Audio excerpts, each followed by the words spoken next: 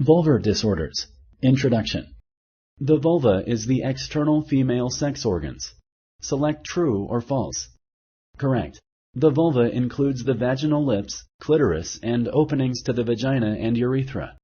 Regular vulvar self-exams can help you learn what is normal and what could be a sign of a problem.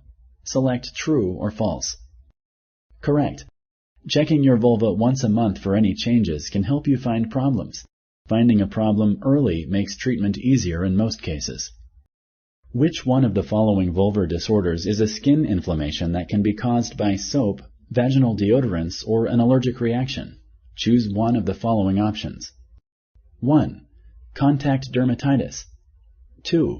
Genital warts. 3. Vulvar dystrophy. Correct. Thank you for using Explain.